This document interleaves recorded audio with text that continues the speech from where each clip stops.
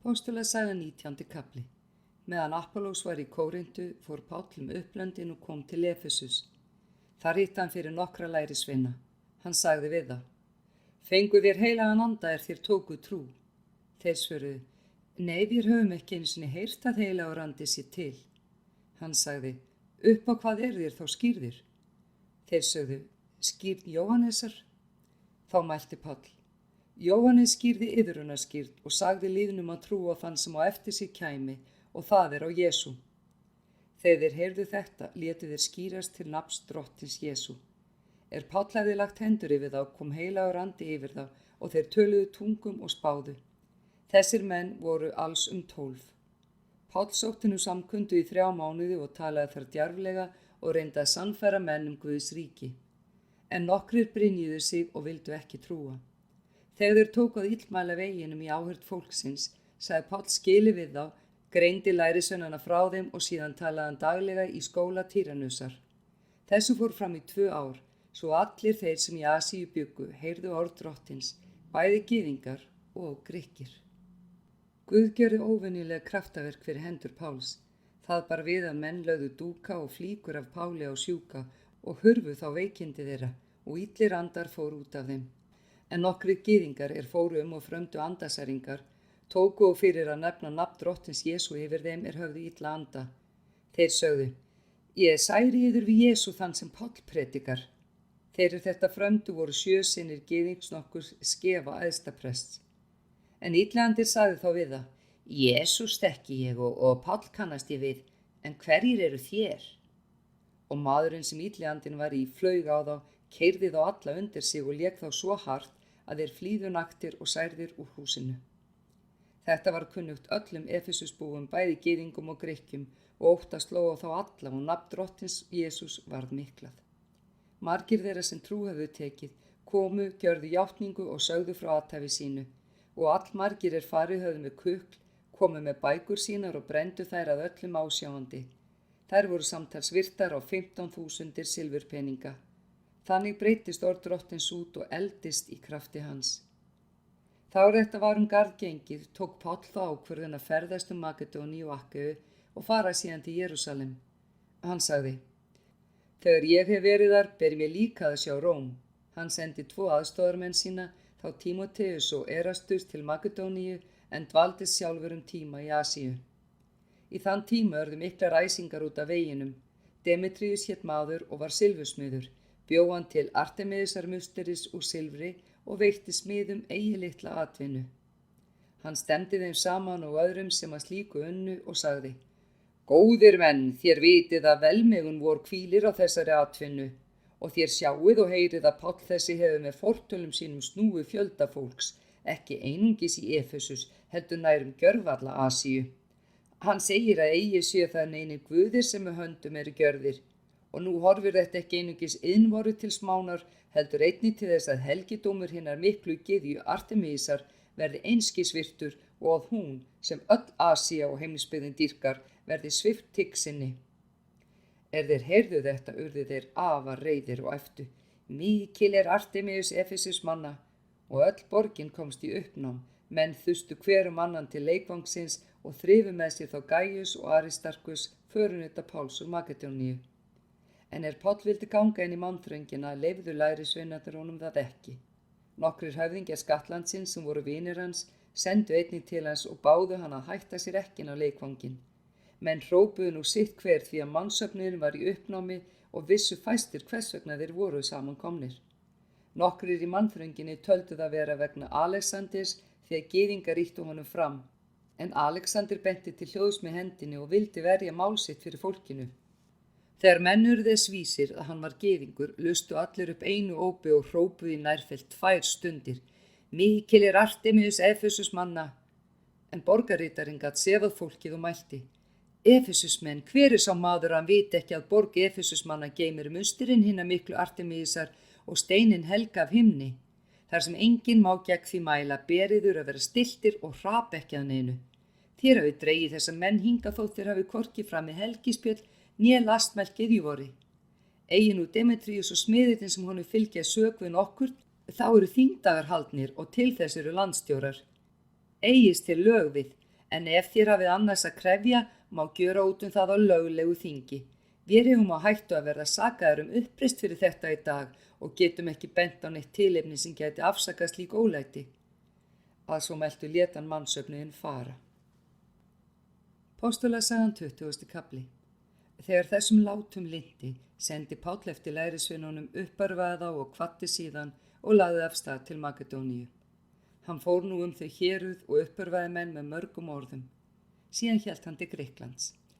Dvaldist hann þar 3 mánuði, þá bjóst hann til að sigla til Sýrlands, en þar gyðingar brugguðu honum launráð, tók hann til bragðs að hverfa aftur til Makedóníu. Í för með honum voru þeir Sópater, Pírusson frá Beróju, Aristarkus og Sekundus frá Þessalóníku, Gaius frá Derbe, Tímoteus og Asíumennirnir Tykkíus og Trófímus. Þeir fóru á undan og biðu voru í Tróas, en vér sigldum eftir daga og úsýrðu brauðuna frá Filippi og komum til þeirra í Tróas á 5. degi. Þar stóðum við í 7 daga. 1. dag vikunar við vorum samankomni til að brjóta brauðið, talaði Páll til þeirra. Hann var á förum daginn eftir, entist ræða hans allt til miðnættis. Mörg ljós voru í loftstofunni þar sem við vorum samankomnir. Ungmenni eitt Eftíkusa nafni sat í glugganum, seg og hans svefnhöfgi Páll rætti svo lengi og féll hann sofandi ofan af 3. lofti. Hann var liðinn þegar hann var tekinn upp. Páll gekk ofan, varpaði sér yfir hann, tók utan hann og sagði: Verið stilltir, það líf í honum. Fór hann síðan upp, braut brauðið og neytti og talaði enn lengi, allt fram í dögun. Að svo búnu hélt hann brott, en þeir fóru með sveinin lifandi og hugguðust mikillega. Við fórum á undan til skips og sigldum til Assus. Þar ætluðum við að taka Pál. Svo hafði hann fyrir lagt því hann vildi fara landveg. Þegar hann hafði hitt oss í Assus, tókum við hann á skip og héldum til Mítilene. Þaðan sigldum við daginn eftir og komum til móts við Kíos. Á öðrum degi fórum við til Samos og komum næsta dag til Míletus. En Páll hafði sett sér að sigla fram hjá Efesus, svo hann tefðist ekki í Asíu. Hann hraðaði ferð sinni vera mætti hann kæmist í Jerúsalem á hvítasunnudag. Frá Míletus sendi hann til Efesus og boðaði til sín öldungasafnaðarins. Þegar þeir komu til hann, sagði hann við þá: Þér viti hvernig ég hef hagað mér hjá yður alla tíð frá þeim degi ég kom fyrst til Asíu. Ég þjónaði drottni í allri auðmýkt með tárum og í raunum sem að mér hafa steðjað af launráðum gyðinga. Þér vitið að ég dró ekkert undan sem yður mátti að gagni verða, heldur boðaði yður það og kendi opinberilega og í heimahúsum og vitnaði bæði fyrir gyðingum og Grikkjum athvarf til Guðs og trú á drottin vort Jesú. Og nú ég á leið til Jerúsalem knúin af andanum. Ekki veit ég hvað þar mæti mér, nema að heilagur andi birtir mér í hverri borg að fjötrar og þrengingar bíða mín. En mér líf mitt einskis virði, fá ég aðeins að fullna skeið mitt og þá þjónustu sem drottin Jesús fól mér, að bera vitni fagnaðarerindisins Guðs náð. Og nú veit ég að þér munið ekki framar sjá mig, engir þér sem ég hef komið til og boðað ríkið. Þess vegna vitna ég fyrir yður nú í dag, að ekki við mig að saka þótt einhver glatist, því ég hef boðað yður allt Guðs ráð og ekkert dregið undan. Hafi gát á sjálfum yður og allri hjörðinni sem heilagur andi fól yður til umsjónar. Verið hirðar Guðs kirkju sem hann hefur unnið sér með sínu eigin blóði. Ég veit að skæðir vargar munu koma inn á yður þegar ég farin og eigi þyrma hjörðinni, og úr hópi sjálfræðar munu koma fram menn sem flytja rangsnúnar kenningar til að tæla lærisveinana á eftir sér. Vakið því og verið þess minnigir að ég ámyndi stöðugt sérhvern yðar með tárum dag og nótt í 3 ár. Og nú fel ég yður Guði og orði náðar hans, sem máttugt að uppbyggja yður og gefa yður arfleið með öllum þeim sem helgaðir eru. Eigi gintist ég silfunni og gullni klæði nokkurs manns. Sjálfir viti þér að þessar hendur unni fyrir öllu því ég þurfti með og þeir sem með mér voru. Í öllu sýnd ég yður með því að vinna þannig beros að annast óstyrka og minnast orða drottins Jesú, að hann sjálfur sagði: Sælla að gefa en þiggja.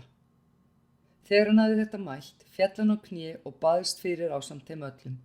Allir tóku að gráta sáran, féllu háls Páli og kysst hann.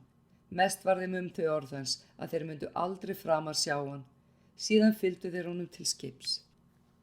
Postulasagan 21. kapli. Þegar við höfum slítið oss frá þeim, létum við í haf og héldum beina leið til Kós, næsta dag til Rótus og þaðan til Patara. Þar hittum við á skip fara átti til Föníku. Stigum við á það og létum í haf. Við höfðum landsýn af Kýpur, létum hann á bakborða og sigldum til Sýrlands og tókum höfn í Týrus. Þar átti skipið að leggja upp farminn. Við fundum lærisveinana og dvöldumst þar í 7 daga. Þeir sögðu Páli af gift andans að hann skyldi ekki halda áfram til Jerúsalem. Að þessum dögum liðnum lögðu við af stað. Fylgdu þeir oss allir á veg með konum og börnum út fyrir borgina. Við féllum á kné í fjörunni og báðumst fyrir. Þar kvöddumst við. Við stigum á skip en hinir snéru aftur heim til sín. Við komum til Ptólemaðs frá Týrus og lukum þar sjóferðinni. Við heilsuðum bræðrunum og dvöldumst hjá þeim 1 dag.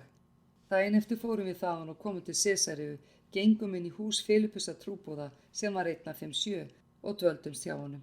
Hann átti 4 ógiftar dætur, gæti spádómsgáfu. Þegar við höfðum dvalist þar nokkra daga kom spámaður einn ofan frá Júdíu, Agabus að nafni. Hann kom til vor, tók belti Páls, batt fætur sínar og hendur og mælti. Svo segir heila á randi, þannig munu gyðingar í Jerúsalem binda þann mann sem þetta belti á og selja hann í hendur heiðingjum. Þegar við heyrðum þetta, lögðum við á heimamenn að Páli að fara ekki upp til Jerúsalem. En hann sagði, hví grátið þér og hrelli hjarta mitt, ég eigi aðeins reiðubúin að láta binda mig heldur og að deyja í Jerúsalem fyrir nafn drottins Jesú. Honum varð eigi talið hugkvarf og þá létum við kyrrt og sögðum, verði drottins vilji. Að þessum dögum liðnum bjuggust við til ferðar og héldum upp til Jerúsalem. Nokkri lærisveinar frá Sesaríu urðu okkur samferða. Þeir fóru með oss til Nasons nokkurs frá Kýpur, lærisveins frá elstu tíð og skildum við gista hjá honum. Þegar við höfðum dvalist þar nokkra daga kom spámaður einn ofan frá Júdíu, Agabus að nafni. Hann kom til vor, tók belti Páls, batt fætur sínar og hendur og mælti. Þegar við komum til Jerúsalem tóku bræðurnir oss feginsamlega. Næsta dag gekk Páll með oss til Jakobs og allir öldungarnir komu þangað. Páll heilsaði þeim og lýsti síðan nákvæmlega öllu sem Guð hefði gjört með heiðingjana með þjónustu hans. Þeir vegsumuðu Guð fyrir það sem þeir heyrðu og sögðu við hann. Þú sérð, bróðir, hve margir tugir þúsunda það eru meðal gyðinga sem trú hafa tekið og allir eru þeir vandlátir lögmálið. En þeim hefur verið sagt að þú kenntir öllum gyðingum sem eru meðal heiðingja að hverfa frá Móse og segir að þeir skulu hvorki umskera börn sín ég fylgja siðum vorum. Hvað á nú að gjöra? Vís mun það spyrjast út að þú ert komin. Gjör því þetta sem við nú segjum þér. Hjá oss eru 4 menn sem heit hvílir á. Tak þá með þér, lát hreinsast með þeim og ber kostnaðin fyrir þá að þeir geti láti raka höfuð sín. Og þá meg allir sjá að ekkert hæft í því sem þeim hefur verið sagt þig, heldur gæti þú lögmálsins sjálfur í breytniðinni. En heiðingi sem trú hafa tekið, höfum við gefið út bréf og ályktað að þeir skulu varast kjötfórna skurgóðum, blóð, kjöt af köpnuðum dýrum og sörlifnað. Páll tók að sér mennina og lét hreinsast með þeim deginum eftir. Síðan gekk hann inn í helgidómin og gjörði kunnugt hvenær hreinsunardagarnir væru á enda og fórnir fyrir hvert þeirra skyldi fram borin. Þegar dagarnir 7 voru nær liðnir sáu gyðinga frá Asíu Pál í helgidóminum. Þeir komu öllu fólkinu í uppnám, lögðu hendur á hann og hrópuðu. Ísraels menn, veitið nú lið, þetta maðurinn sem allstaðar kennir öllum það sem andstætt liðinum, lögmálinu og þessum stað. Og nú hefur hann auk þess heldur farið með Grikki inn í helgidóminu og saurgað þennan heilaga stað. En þeir höfðu áður séð Trófímus og Efesus með honum í borginni og hugðu að Páll hefði farið með hann inn í helgidómin. Öll borgin varð uppvæg, fólk þusti að, þeir tóku Pál og drófu hann út úr helgidóminum. Jafnskjótt var dyrunum læst. Þeir ætluðu að lífláta hann, en hersveitarforingjanum var tjáð að öll Jerúsalem væri í uppnámi. Hann brá við og tók með sér hermenn og 100 og hljóp niður til þeirra. Þegar þeir sáu hersveitarforingjan og hermennina hættu þeir að berja Pál. Hersveitarforingi kom þá, tók hann og skipaði að binda hann 2 fjötrum og spurði hver hann væri og hvað hann hafði gjört. En sitt kallaði hver í mannfjöldanum. Þegar hann gat ekki orðið neins vísari sökum óróans, bauð hann að fara með hann upp í kastalann. Þegar komið var að þrepunum urðu hermennirnir að bera hann vegna ofsans í fólkinu. En múgur manns fylgdi eftir og æpti, burt með hann! Leið og fara áttu með Pálinn í kastalann, segir hann við hersveitarforingjan. Leifist mér að tala nokkur orð við þig. Hann svaraði, kannt þú grísku? Ekki þú þá Egyptinn sem æsti til uppreisnar á dögunum og fór með morðvargan 4.000 út í óbyggðir.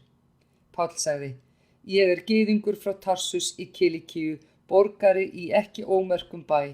Ég bið þig og leyf mér að tala til fólksins. Hann leyfði það og Páll bandaði hendi til fólksins þar sem hann stóð í þrepunum. Þegar hann hafði fengið gott hljóð, mælti hann til þeirra á hebresku tungu.